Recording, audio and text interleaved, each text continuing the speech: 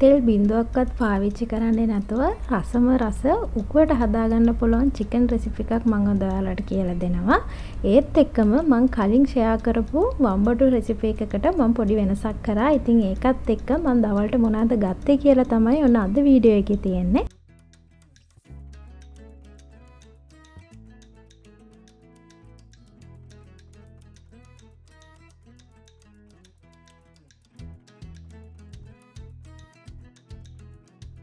මස් එක රස කරගන්න පොඩි 3-5 එකක් මම හදා ගන්නවා. මෙතන මම අරගෙන තියෙනවා කොත්තමල්ලි, සූදුරු මාදුරු, අබවලු හාල්, කරපිංචා, ඒ වගේම කුරුඳු, එනසල්, කරමුණටි. ඉතින් මේ දේවල් ඇත්තටම කුස්සියේ තියෙන දේවල් නේ අපේ. දැන් මේ වගේ ප්‍රමාණ මම මුලින් දාලා තියෙන්නේ. ඒ ටික මුලින්ම කබලි බැද ගන්නවා මම.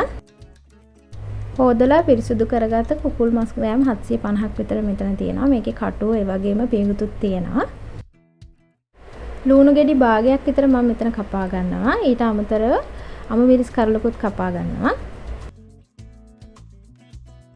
දැන් මම මේ මස් ටික සීසන් කරගන්න යන්නේ. ඒකට මම කහ කුඩු දා ගන්නවා, ලුණු කුඩු දා ගන්නවා, ඒත් එක්කම ගම් මිරිස් කුඩුයි මගේ ළඟ තියෙන හින්දා සුදු ලුණු පවුඩර් එකකින් ටිකකුත් දා ගන්නවා. ඒත් එක්කම සියඹලා ටිකක් දා ගන්නවා. කර්ඩ් මේස් හැඳි එකමාරක් එකක් වගේ මම දා ගන්නවා. මම සාමාන්‍යයෙන් මස් හදද්දී ඒකට බැදපු මිරිස් කුඩු තමයි දාගන්නේ. නිකම්ම මිරිස් කුඩු දාන්නේ නැහැ.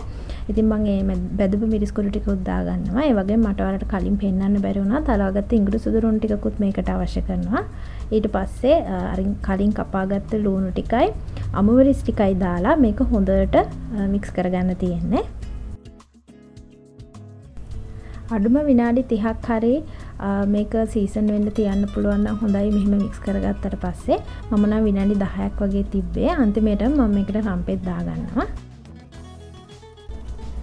දැන් අර සීසන් කරගත්ත මස් ටික නිකම්ම මස් එක හදාගන්න භාජනයට මම මෙහෙම දාගන්නවා. මම තාච්චි එක හදන්නේ. ඔයාලට කැමති නම් මැටි හට්ටි එක හදාගන්න පුළුවන්. ඉතින් තෙල් බිඳුවක්වත් මම මේකට දාලා නැහැ. දැන් මම මේ දැම්මේ අපි අර හදාගත්ත 3-5 එක නෙවෙයි. ගෙදර තියෙන සාමාන්‍ය බැදපු 3-5 එකකින් තේ හඳක් විතර මම දාගත්තා.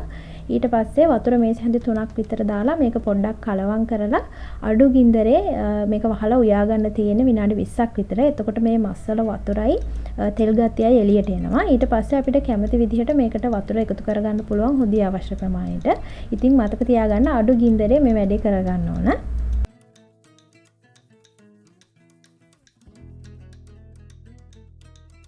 මස් ටික තැම්බෙන අතරේ මම අර වම්බටු කරේ එක හදාගන්න යන්නේ. මේ රෙසිපි එක නම් මම ඔයාලට කලින් ෂෙයා කරලා තියෙනවා. පොඩි වෙනස්කමක් කරන හින්දා පොඩ්ඩක් ආයෙ මතක් කරන්නම් හදන විදිය. තෙල් ටිකක් වැඩිපුර මේකට ඕන. ඊට පස්සේ ඒකට සූදුරු ටිකක් දාගන්නවා. ඊට පස්සේ ලුණු ටිකක් වැඩිපුර ඕන. ලුණුත් දාලා තලාගත්ත ඉඟුරු සුදු ලුණුත් දාලා පොඩ්ඩක් වෙලා මේක කලවම් කරගන්නවා. ඒක කලවම් වෙන අතරේ ලුණු වලින් හොඳ සුවඳක් එනකොට මම ඒකට කහ කුඩු ටිකක්, ලුණු කුඩු ටිකක්, බැදපු 3-5 ඒ වගේම මිරිස් කුඩු ටිකක් දාලා පොඩ්ඩක් වෙලා කලවම් කරගන්නවා.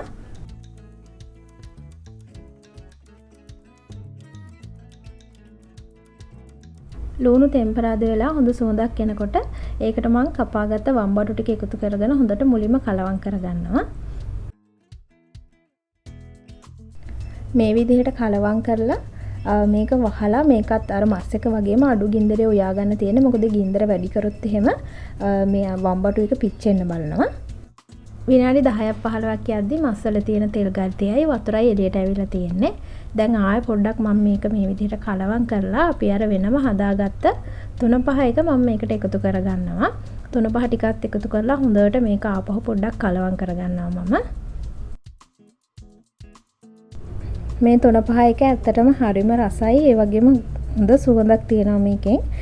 ඉතින් ඔයාලට මම මේ 3-5 එකට ගන්න කිව්ව දේවල් කුස්සියේ අපි හැමෝගෙම තියෙන හින්දා මම හිතනවා මේක ඇත්තටම ඔයාලට හදාගන්න පුළුවන් ලේසි. ඒ වගේම රස රෙසිපි එකක් කියලා. ඉතින් දැන් මේක මේ විදිහට මම කලවම් කරලා ආපහු අර විදිහටම අඩු ගින්දරේ තව විනාඩි 10ක් විතර මේක උයා ගන්නවා.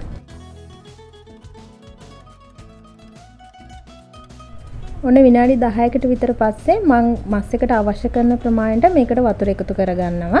ඉතින් ඔයාලට හොදි කැමති ප්‍රමාණයට වතුර අඩු වැඩි කරලා එකතු කරගන්න පුළුවන්. මස් එක තැම්බෙන අතරේ වම්බටු කරි එකත් මේ විදිහට තැම්බිලා තියෙන්නේ. මම කලින් ෂෙයා කරපු රෙසිපි එකේ මේ වෙලාවට ලිප ඕෆ් කරලා මේක ලිපෙන් බාගන්න කියලා මම කිව්වා. ඉතින් අද මම කරන්නේ මේ විදිහට තැම්බිලා තියෙන වම්බටු කරි එකට හොඳ උකු පොල් කිරි කෝප කාලක් වගේ මම දාගන්නවා. ඊට පස්සේ මේ විදිහට පොල් කිරි ටික හොඳට උතුරන්න දීලා ලිපෙන් අයින් කරගන්න. මම කියනවට මේ විදිහට වම්බටු කරි එක හදලා බලන්න හරිම රසයි මේක.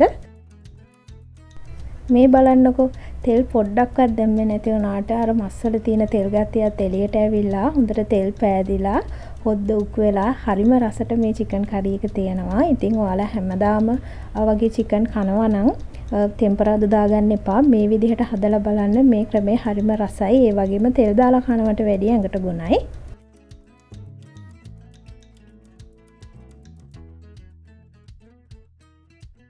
අද මගේ දවල් කෑම එකේ අපි හදාගත්ත මස් කරි එකයි වම්බටු කරි එකයි මට නැතුවම බැරි පිපිඤ්ඤා සලාදිකුත් තියෙනවා.